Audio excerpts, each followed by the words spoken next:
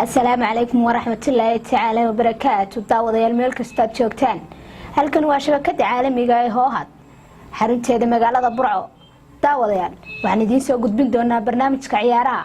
barnaamijkan oo noqon doona mid toddobaadle ah oo toddobaadkiiba hal mar aad ka daawan doontaan shabakada caalamiga ah ee Hoohad. xarunteeda magaalada Burco. barnaamijkan waxay idin la socodsiin doontaa anigoo Raxmo Qaasaliya. daawadayaal, barnaamijkan intuu socdo waxaan idinku soo gudbin doonaa natiijooyinkii ka soo baxay kulamadii laga ciyaaray horyaalada waaweyn ee qaaradda Yurub. xubintii taariikhda ciyaaryahanka oo aan maalinba mid diiradda ku saari doono taariikh nololeedkiisa iyo heerka kala duwan ee uu soo maray. daawadayaal, haddaan barnaamijkeena guda galno, haddaan soo qabto xubinta koowaad oo ah natiijooyinkii ka soo baxay kulamadii u dambeeyay la ciyaaray. inta badan xulalka kala duwan ee qaaradda Yurub ayaa waxay isugu diyaarinayeen kulamo qaar kamid ah qaarna ay ciyaareen qaar saaxiibtinimo halka qaar kalena ay isugu diyaarinayeen Euro 2020. haddaan natiijooyin ka soo baxay ciyaarihii toddobaadkan la ciyaaray aan ku bilowno, xulka Faransa ayaa 4 gool iyo hal kaga badiyay xulka Moldova, halka xulka Netherland oo 4 gool iyo eber ku xasuuqay xulka yar Cyprus. Turkiga ayaa 2 eber ugu awood sheegtay xulka Albania.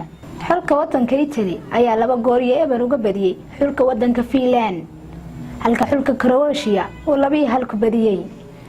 sidoo kale xulka Belgium ayaa 3 gool iyo gool kaga badiyay xulka Russia. kulankaas waxaa 2 gool shabaqa soo taabsiyay xidiga Eden Hazard. Austria ayaa waxay guultaro 1-1 kala kulantay xulka Poland.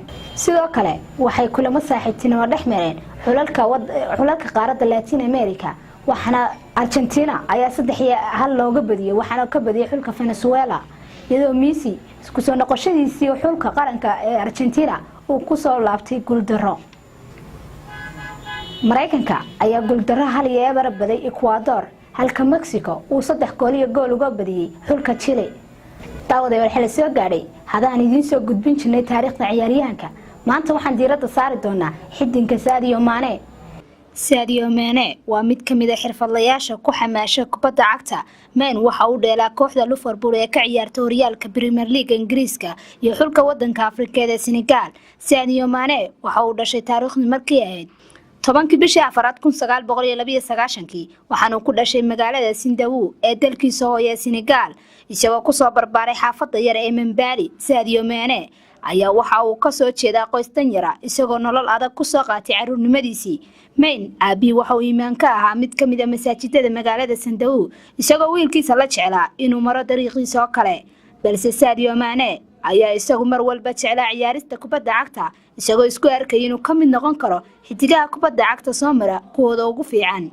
Mane ayaa hirgelinta riyadiisa waxa uu ka bilaabay ku ciyaarista wadooyinka agtooda isagoo iyo dhalinyarada la loodka, isagoo mar walba waqtigiisa inta u badan ku ciyaari jiray kubadda cagta. intaasi kadib waxa uu ku biiray naadiga yar ee Academy Foot Generation oo ka dhisnayd wadankiisa.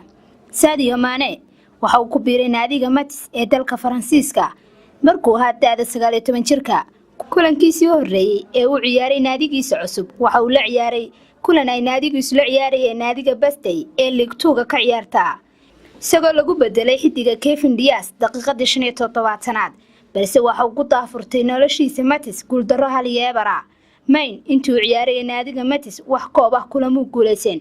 Sadio Mane markay taariikhdu ahayd 14 bishii 1 2012 waxa uu ka tagay kooxdiisii hore isagoo ku biiray kooxda Radsburg ee ka jirta Austria. waxa uu Mane ka soo qaatay 2 xilli ciyaareed oo qurux badan, waxa uu dhaliyay 45 gool kadib 87 kulan oo u saftay, waxaana ku guuleystay 2 koob oo kala ah Austrian Bundesliga iyo Austrian Cup-ka.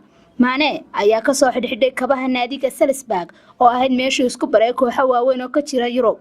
1 bishii 9 2014, Mane ayaa adduun lacageed oo gaadhay 11 euro ugu soo biiray naadiga Southampton oo ka ciyaaraysa horyaalka Premier League.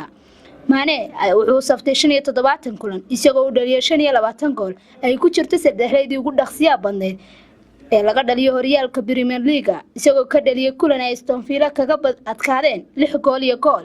taariikhdu markay 18 May 2015, waxaana ku qaadatay 176 second ama 2 minute iyo 56 second.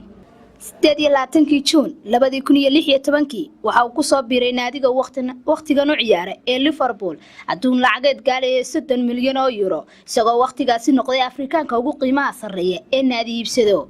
Sadio Mane waxa uu ku qaadanayaa kooxda Liverpool hab ciyaareedkiisii ugu fiicnaa xirfadiisa kubadda cagta isagoo sanadii hore wacdar ka dhigay koobka kooxaha qaaradda Yurub ee Champions League oo ay finaalkii Real Madrid ka qaaday. Sadio Mane ayaa xilli ciyaareedkan 29 kulan oo Premier League ku soo dhaliyay 17 gool iyadoo loo arko mid ka mid ah xidigaha ugu cadcad ee u tartamaya kabta dahabka ee gool dhalinta horyaalka Ingiriiska. goolal uu ka dhaliyay naadiga Bayern Munich ayaa Liverpool u saamaxday inay ka soo xaadiriyaan sideedamaadka tartanka kooxaha Yurub ee Champions League. tan iyo imaashiisa kooxda Liverpool, Mane ayaa u saftay 112 kulan isagoo ku dhaliyay 3 gool kulamadaas. Sadio Mane ayaa dhanka xulkiisa hooyo u saftay 58 kulan isagoo ku soo dhaliyay 15 gool. markii uu horeeyay uu matalo xulkiisa waxay ahayd 2012. Mane ayaa lagu xasuustaa inuu khasaariyay gool kulaad ciyaaray la ciyaarayeen xulka Cameroon taasoo khasabtay in Senegal laga cirib tiro koobka qaramada Afrika. ciyaarta kadib Mane ayaa cadaawad kala kulmay Senegal badan oo ka xumaaday lumintii gool kulaadka ee Mane iyagoo qaar ka mid ah ay weerar u geysteen gurigooda iyo qoyskooda hanti badanna laga dhacay. Sadio Mane ayaa xirfadiisa kubadda cagta ku soo dhaliyay 138 gool kadib 351 kulan oo u saftay kooxo iyo xulkiisaba. Sadio Mane ayaa dhawaan saxiixay heshiis ku sii hanaya Liverpool ilaa 2023 isagoo qaadanaya adduun lacageed oo gaaraya 150 euro. daawadayaasheeda qiimaha qaayay walba qadarinta naga mudanow intaasi waxaan ku soo afmeeraynaa barnaamijkeena ciyaaraha toddobaadkan. tan iyo intan ku kulmayno barnaamijkan mid lamid ah waa anigoo idinkaga tagaya sidaas iyo nabadgelyo.